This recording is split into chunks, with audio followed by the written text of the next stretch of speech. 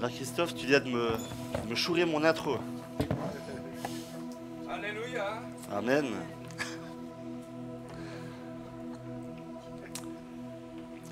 Je vous refais quand même mon intro, hein, parce que sinon... Béni soit le Dieu et Père de notre Seigneur Jésus-Christ. Est-ce que ça vous rappelle quelque chose? Dimanche passé, non? Pardon? Oui, 1 Pierre 1, verset 3. C'est avec cette proclamation qu'on a terminé le culte de dimanche passé. C'était bon, n'est-ce pas? Qui a été béni? Amen. Béni soit Dieu le Père et Seigneur. Pardon. Béni soit le Dieu et Père de notre Seigneur Jésus-Christ. Dieu a un Père. Dieu le Père a un Fils, Jésus-Christ. Et Jésus-Christ a un Père, Dieu.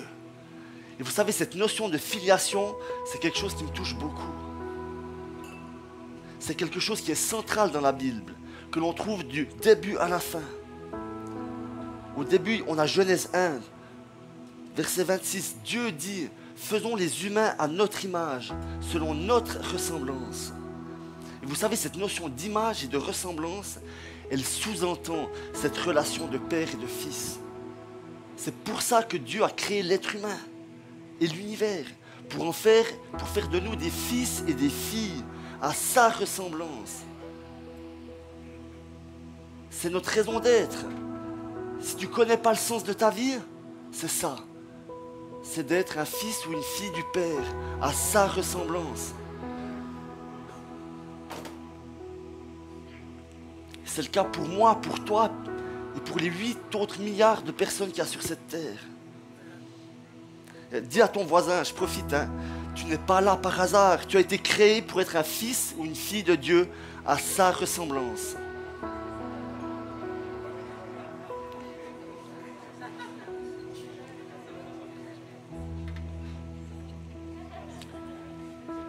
C'était peut-être un peu trop long comme phrase, hein, ça va? Ok, je ferai mieux la prochaine fois, promis. Et vous savez, cette filiation, cette ressemblance, elle est spirituelle et puis elle est aussi au niveau physique. Régulièrement, on me dit que je ressemble à mon père. Tu ne serais pas le fils de Marc, tu lui ressembles beaucoup. Je dois avouer, je ne l'ai pas toujours bien pris. Oh les gars, je suis un être unique. Connaissez-moi, je ne suis pas que comme mon père. Mais je ne peux pas le nier, hein. Je ne peux pas nier cette filiation, elle est là. Il y a des petites ressemblances. Et puis même pour des... il y a des certes là, il y a des approbations, merci. Et il y a même des choses pour lesquelles je suis vraiment comme mon père. Mais je ne vous dirai pas quoi. En tout cas, je me réjouis qu'une fois l'inverse se produise, hein. Vous ne seriez pas par hasard le père de Samuel. Vous lui ressemblez beaucoup. Ça va être trop bien. Si vous pouviez le faire, hein, si une fois vous croisez mon papa, vous lui dites, hein, vous ressemblez à votre fils. Ça va me faire trop plaisir. Et donc c'est une notion qu'on retrouve dans la Genèse, hein, cette notion de filiation, mais qu'on retrouve aussi dans le Nouveau Testament, un peu partout. Hein, dans les lettres de Paul, 2 Corinthiens 6, je serai pour vous un père, et vous serez pour moi des fils et des filles, dit le Seigneur Tout-Puissant. Ou Éphésiens 1, Dieu a décidé par avance qu'il ferait de nous ses enfants par Jésus-Christ. Dieu veut être un père pour toi et que tu sois à sa ressemblance. C'est un truc de fou. Mais là, certains d'entre vous, vous vous dites, un père? Mais t'es sûr, Samuel? C'est que tu ne connais pas le mien. Combien de fois n'ai-je pas entendu cela? Il y a un ami qui me disait récemment, mon père ne m'a jamais dit qu'il m'aimait. Et aujourd'hui, c'est dur pour cet homme de montrer à ses enfants qu'il les aime. Ce qui est vraiment le cas, mais il est maladroit. Il ne sait pas le montrer. Puis régulièrement, la presse nous rappelle les difficultés ou même la faillite de tant d'hommes à être des pères. C'est vrai, c'est une réalité. Et c'est vrai que ton père terrestre était peut-être colérique, autoritaire, absent, et j'en passe. Mais laissez-moi ce soir vous parler de mon Père céleste. Mon Père avec un P majuscule. Il est le Père par excellence. Et il veut restaurer en toi l'image du Père, afin que tu puisses être un Père comme lui, à sa ressemblance. Amen. Et vous savez, Jésus, il fait souvent référence à son Père. Jean 10, je connais mes brebis et mes brebis me connaissent. Comme le Père me connaît et comme je connais le Père, je donne la vie pour mes brebis. Jean 15, comme le Père m'a aimé, moi aussi je vous ai aimé.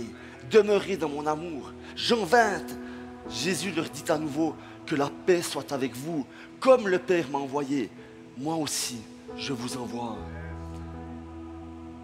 Jésus est fils de Dieu. Jésus est à sa ressemblance. Il ne peut pas le nier. Il ne peut pas s'en dissocier. C'est comme ça. Ils sont un. Comme le Père m'a aimé, moi aussi je vous aime. Comme. Et toi et moi sommes de la même manière image de Dieu, appelés à être des fils et des filles de Dieu à sa ressemblance. Comme lui. Comme Dieu le Père. J'espère que ça ne vous met pas la pression, ce n'est pas le but. Mais ça pourrait. On est appelé à être à la ressemblance de ce Père extraordinaire. J'y arriverai jamais. Donc je vous invite ce soir, on va se plonger avec moi dans une des histoires la plus connue de la Bible. Je vous laisse deviner. Qu'est-ce que c'est l'histoire la plus connue de la Bible? Il faut le dire un peu plus fort, j'entends rien là. L'histoire de Jésus, ouais, bon, ok. C'est dans les évangiles, une histoire dans les évangiles. J'ai pas de Ragusa. Elle est trop forte. Ah, c'est Tim. Il est trop fort. Et vous savez, il y a une raison pour laquelle Jésus raconte cette parabole à ce moment-là. Et puis cette raison, elle nous est expliquée dans les premiers versets de Luc 15, au versets 1 et 2.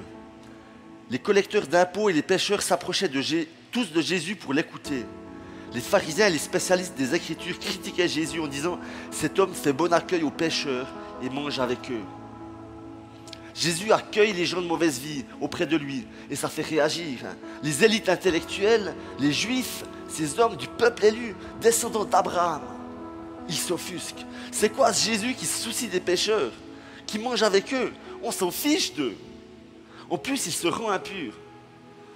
Ça, ils n'avaient pas encore compris hein, qu'avec Jésus, c'est la pureté qui se contamine, qui se propage. Hein. Mais ça, c'est une autre histoire. Donc les pécheurs s'approchent de Jésus et les religieux critiquent. Garde-nous, Seigneur. Et Jésus va leur raconter 3 paraboles sur la joie de Dieu, qu'il y a des gens qui se convertissent, qui se tournent vers lui. Et il va aussi leur demander si eux, descendants d'Abraham, ils vont accepter que les païens se convertissent. C'est vraiment le sens de ce passage. Et la parabole qui nous intéresse ce soir est la 3e de ce groupe de 3 paraboles. Donc je vous invite à lire Luc 15, les versets 11 à 32.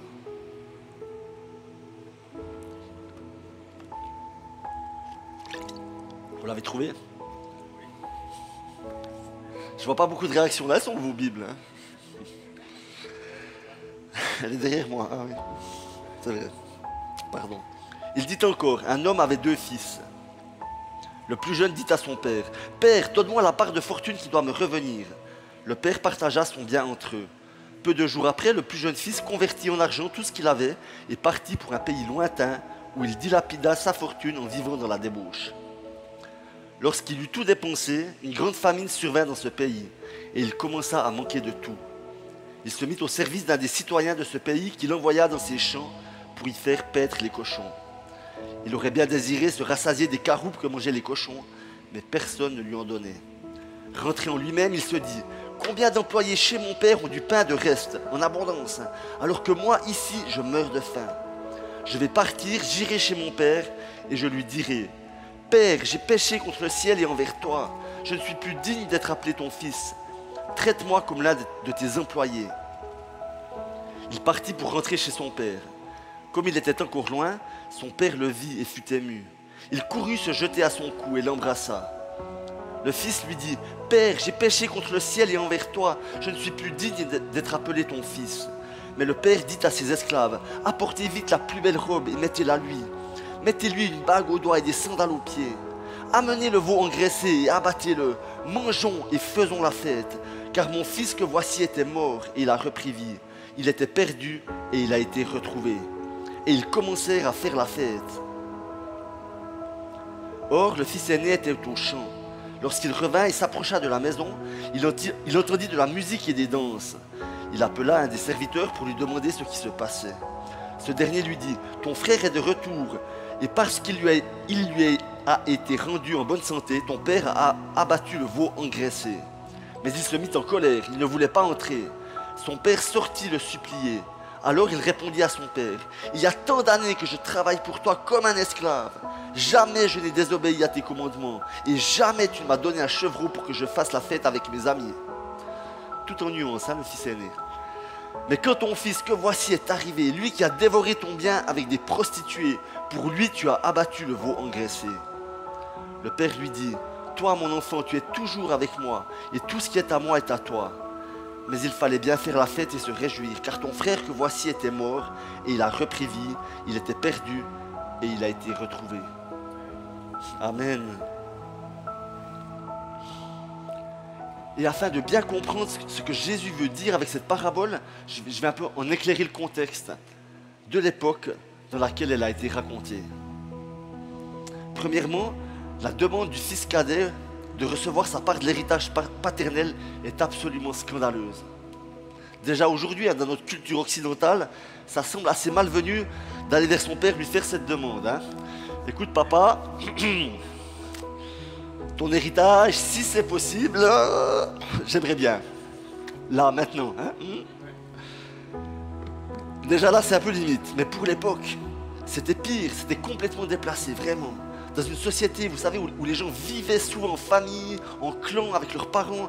C'est vraiment au décès du père que les fils héritaient des biens. Mais tant que le père était vivant, c'est à lui que ça appartenait. Et la mort du père de famille, bon voilà, il y avait un partage qui s'effectuait quand le père était mort. L'aîné, il avait le double, les autres, tous la même chose. Donc demander sa part d'héritage, ça correspondait un peu à dire, mais père, je considère que tu es déjà mort. Je veux jouir de tes biens maintenant.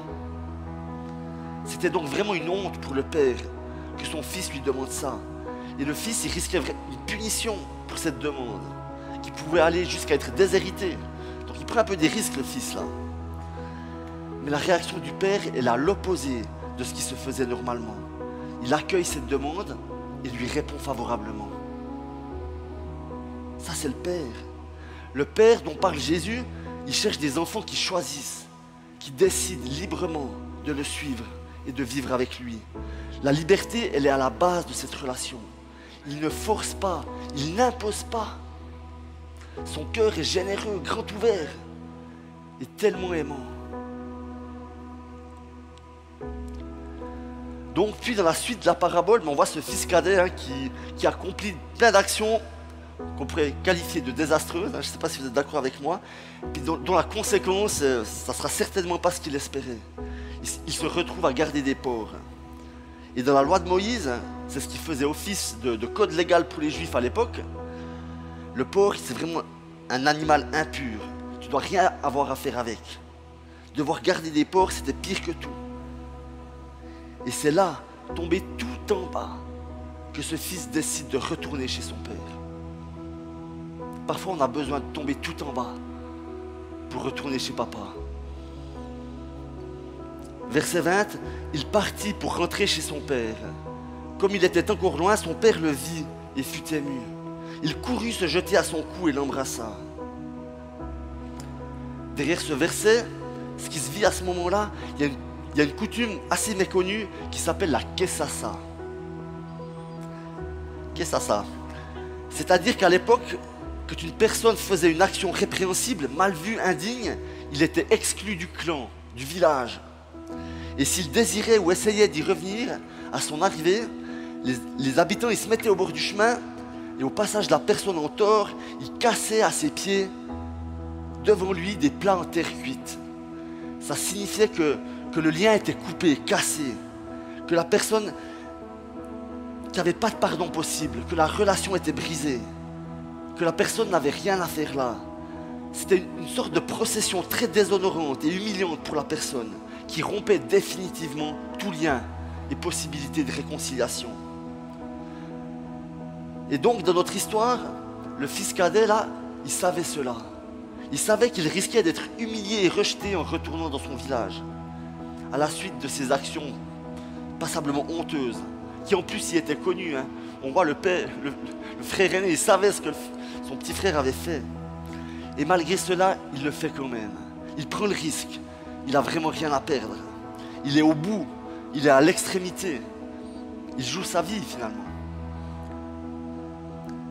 Et cela explique aussi pourquoi le père le guettait et l'a vu venir de loin. Il savait que si son fils revenait, il aurait à subir la Kessassa. Et que fait le père? À l'époque, les chefs de clan, ils n'avaient pas des vêtements comme moi. Ils avaient des tuniques amples qui recouvraient tout le corps parce que montrer sa peau, ça ne se faisait pas. C'était déshonorant. Les ouvriers, ceux qui travaillaient, ils avaient des vêtements courts pour être un peu vigous, mais les chefs, les responsables, ils avaient des grands vêtements, ils cachaient leur peau, tout ça. Sa tunique, c'était un gage d'honneur, un gage de réussite et d'autorité. Et en plus de ça, un chef de clan, ça ne court pas. C'était mal vu à l'époque, c'était presque un peu méprisé.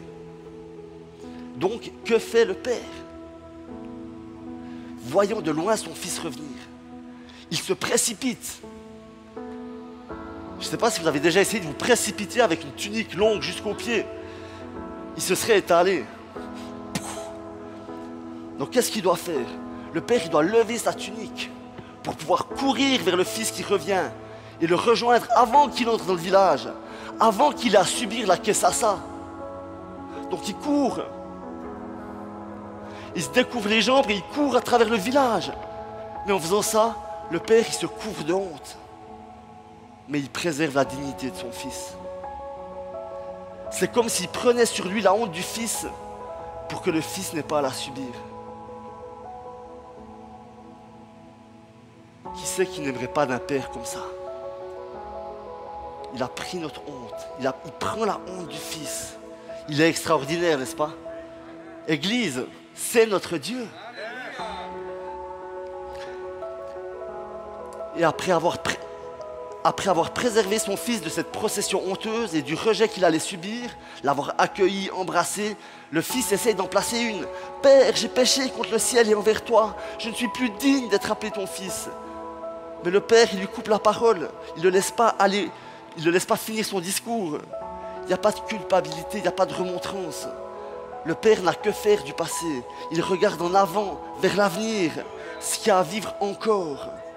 Il voit le retour de son fils cadet comme une aubaine, une possibilité de reconstruire ensemble une relation nouvelle, porteuse de vie, tournée vers ce qui est devant. Et c'est ce que veut faire le Père pour toi aussi. Quel que soit ton passé, tes actions, aussi honteuses puissent-elles avoir été, Dieu les a effacées en donnant la vie de son Fils sur la croix. Ça, c'est fait. Il a pris ta honte. Ça, c'est fait. Il veut t'offrir dès aujourd'hui un futur nouveau, rempli d'espérance. Quel Père prodigieux, n'est-ce pas?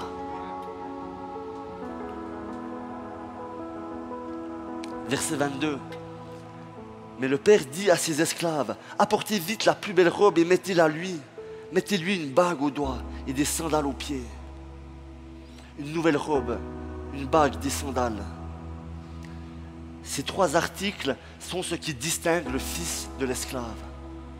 Ce jeune homme qui désirait revenir chez son père pour le servir en tant qu'esclave va être restauré totalement dans sa position de fils. Malgré tout ce qu'il a fait, la honte dans laquelle il s'est trouvé, jusqu'à garder des porcs, il est toujours le fils du Père.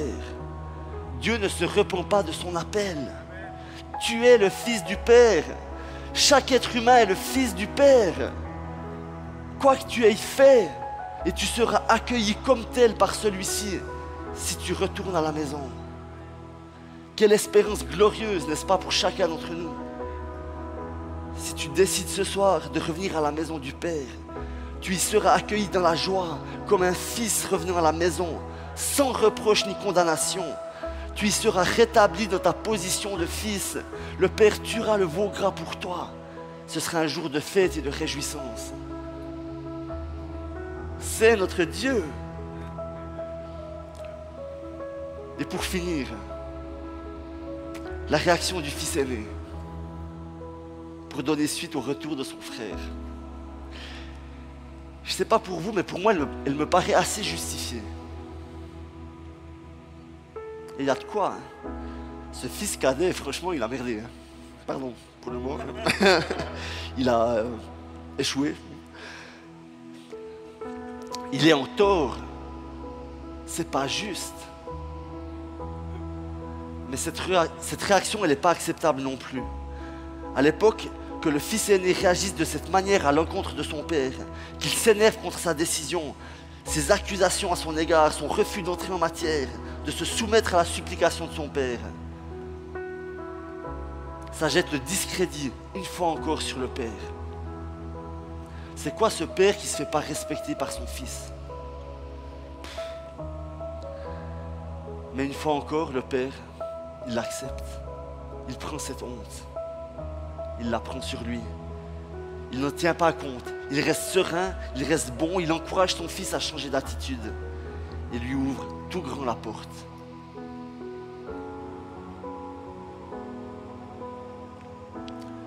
Quel père extraordinaire est le père dont parle la Bible. C'est sur ce père-là que Jésus prend exemple. C'est comme lui que Jésus est.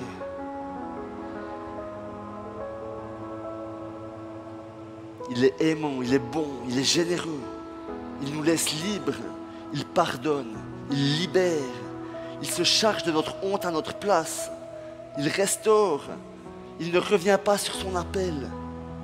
Il guérit, il persévère dans sa bonté incroyable.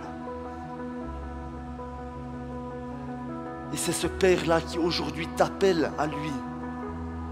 C'est ce Père-là qui t'appelle à lui donner ta vie. Mon fils, ma fille, comme l'a dit Christophe avant. Je t'aime, reviens à la maison, reviens vers moi. Qu'importe ton passé, qu'importe ta honte, qu'importe ta culpabilité, reviens à la maison.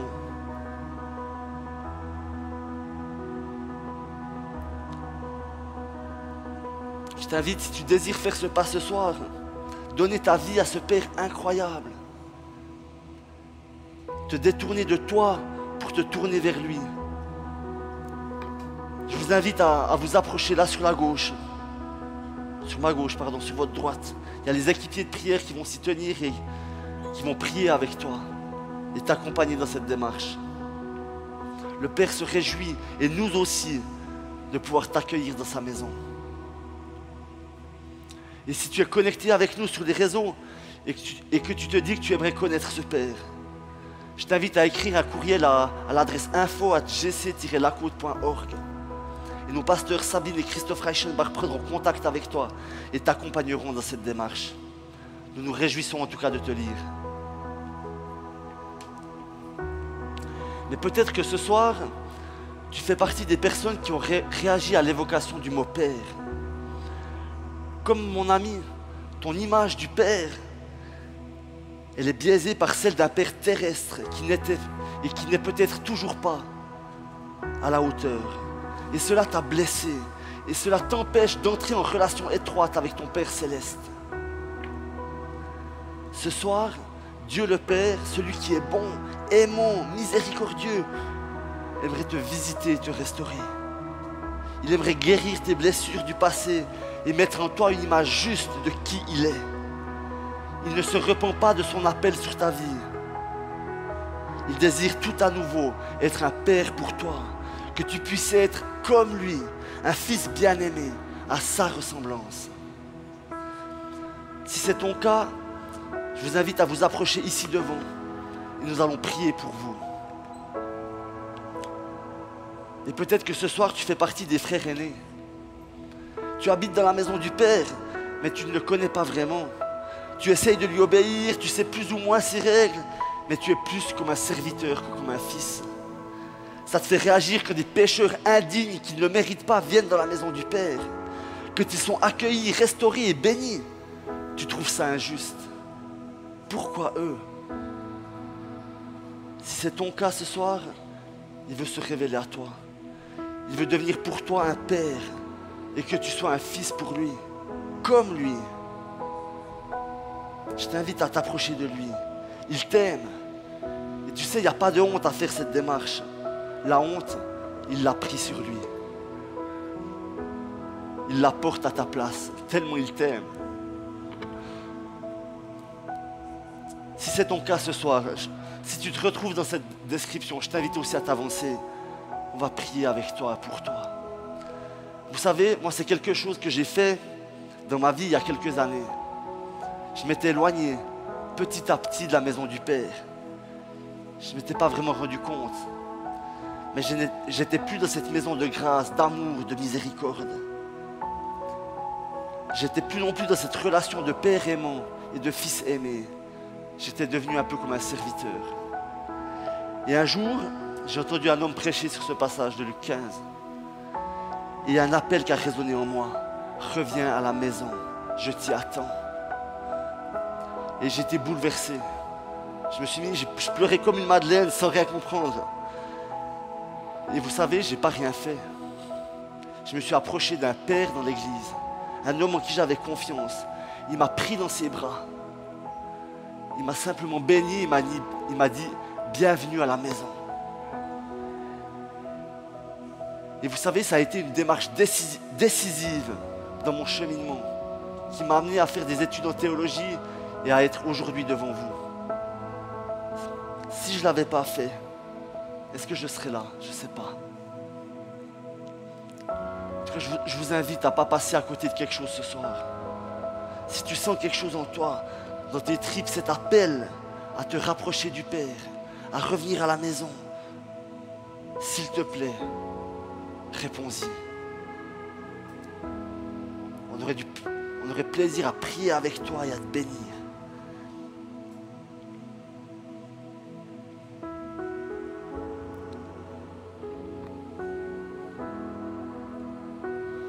Et puis si ce n'est pas le cas, c'est génial. C'est qu'on est tous des fils aimés, dans une relation saine et authentique avec le Père. Tous des enfants dans sa maison et c'est glorieux.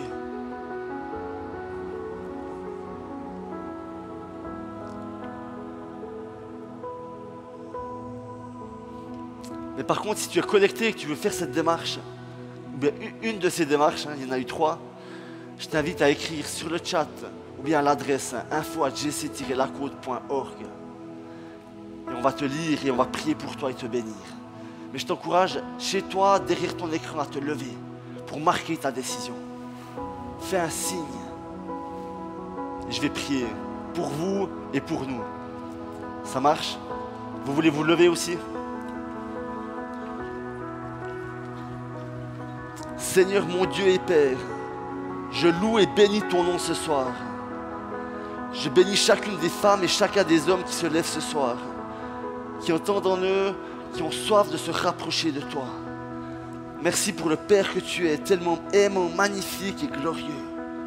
Merci parce que ton plus grand désir est de te faire connaître et de te révéler toujours plus dans nos vies, tel que tu es vraiment.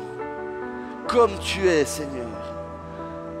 Merci pour l'œuvre de guérison et de restauration que tu fais dans chacun de mes frères et sœurs, qu'ils soient présents ici ou connectés avec nous. Merci parce que tu es en train de restaurer les liens normaux qu'il devrait y avoir entre toi et nous, des liens de père avec ses fils et ses filles, comme il y a entre Jésus et toi. Merci parce que c'est la relation avec toi en tant que fils ou fille qui va nous permettre de marcher dans cette vie avec assurance et d'être semblable à toi, comme toi, d'être des images de Dieu sur cette terre. Béni soit ton nom, éternel notre Dieu. Amen.